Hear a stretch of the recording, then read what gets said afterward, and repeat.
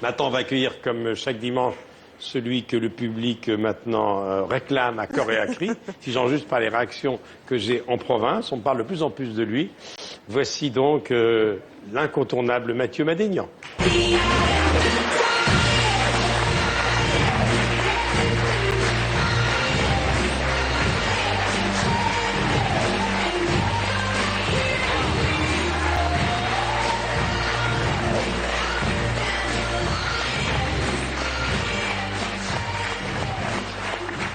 Mathieu.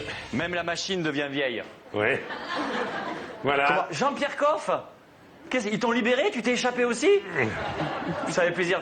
C'est génial de voir Jean-Pierre. Bonjour, ça va? Bonjour à tous. Bonjour. Ça fait plaisir de te voir, Jean-Pierre Coff. Vraiment. Parce qu'on a travaillé ici avec Jean-Pierre Coff. Et c'est vrai que depuis que tu es parti, c'est plus la même chose dans les loges. Il y a moins de rire, il y a moins d'alcool.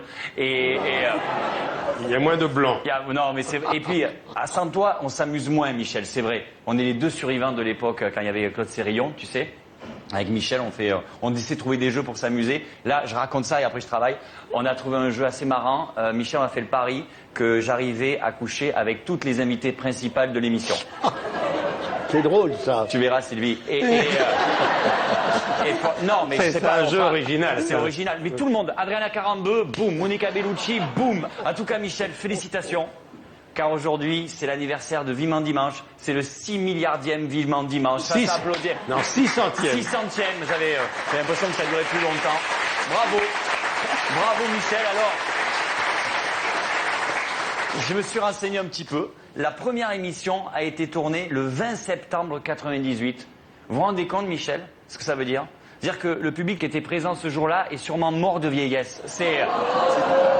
J'en étais sûr. Non, mais c'est impressionnant. Et puis le concept de l'émission, quel culot. Regardez, des gens affalés sur un canapé regardent sur leur télévision des gens affalés sur un canapé. Vous êtes un génie, Michel Drucker. Comment vous avez vendu cette idée? C'est incroyable.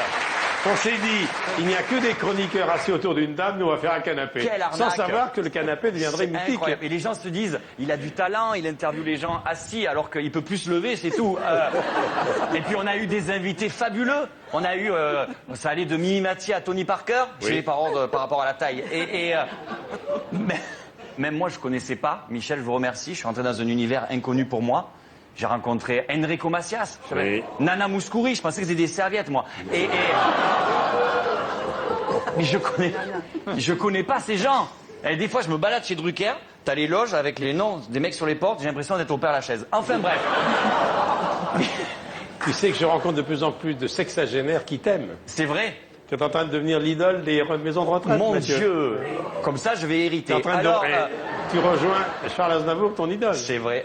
Alors, et puis surtout, il y a un truc extraordinaire, c'est que cette émission a propulsé plein d'humoristes. Ça, c'est Laurent Gérard, oui. Anne Roumanoff, Claude Sérillon. Très marrant. J'ai vu le travail.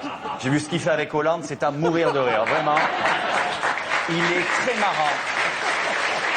Claude, j'embrasse Claude qui nous regarde tous les dimanches. Je te signale qu'il est chez moi pour ce prochain week-end. Il est en dépression. Et qu'on regardera ça. Tu verras ce que tu prendras. Comment il va? Il va bien, ça va? Il va très très bien. D'accord.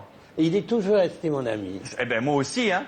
Ah, je vois. J'ai compris. Pas compris. Non, mais en plus, et j'ai réfléchi en 98, qu'est-ce qu'on faisait? Vous vous rappelez, vous, Michel? En 98, vous fêtiez vos 82 ans. Moi, j'étais chez le médecin. En 98, j'avais plein de choses. Manuel Valls était encore de gauche en 98. Oui. En 98, la femme de Johnny rentrait en 6e. Mais c'est vrai. Ça, c'est très délicat. Non, ça. et en 98, Sylvie Vartan, vous chantiez Sensible, Darina, Les Robes, Ma Vérité. Oui. Donc c'est un honneur de vous avoir pour cette 600e. Voilà, ça c'est bien. Ça c'est la chapeau d'ail. Bon, on y va? Non. On a Sylvie Vartan, c'est bien. Je trouve ça extraordinaire. J'espère qu'on va pas inviter toutes les ex de Johnny. Sinon là, ça fera. On va aller jusqu'à le 800e. Alors, Sylvie Vartan. Il est d'une délicatesse, ce garçon. Non, mais je vous adore. Alors, c'est très dur de vous faire rire. Il paraît, c'est vrai.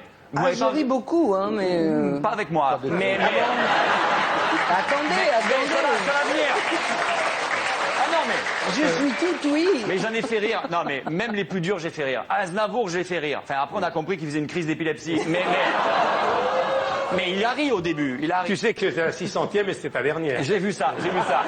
Allez, allons-y. Allez, le pire vieux.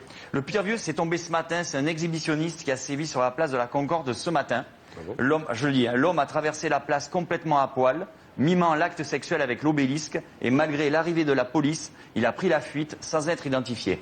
C'est bizarre parce que la place de la Concorde, c'est à 200 mètres du studio, et comme par hasard, Jean-Pierre Coff revient dans l'émission juste aujourd'hui.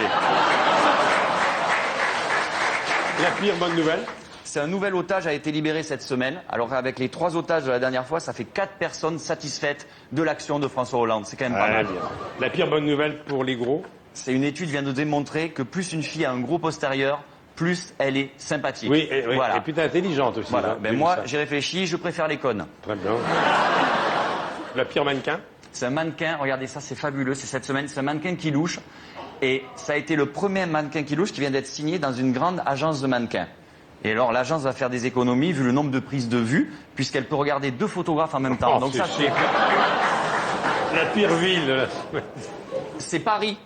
Pourquoi? Paris, parce qu'il y a eu des fusillades en début de semaine, et la ville de Marseille a immédiatement porté plainte pour plagiat. Voilà, Fais très attention à ce que tu dis à côté de Rachida. Tu sais quel est l'homme de Rachida? Éric Cantona. C'est Éric Cantona. Ouais. Et toi, tu es un supporter de l'OM. c'est vrai. Et tu mais sais il a que- joué, Eric. Et tu sais que pour les Marseillais, et pas seulement, Éric est une idole absolue et à vie. Moi, hein. j'adore Eric Cantona. J'adore. Au football. Très bien. Le pire mourant. Le pire mourant, c'est Bouteflika, le président algérien qui est malade et qui se dit prêt pour un nouveau mandat en Algérie. Vous vous rendez compte, Michel? Bouteflika, Mugabe, Drucker, les dictateurs ne lâchent rien, sans déconner. hein. C'était Mathieu Madénian et son monde. On vous remercie tous. Sylvie.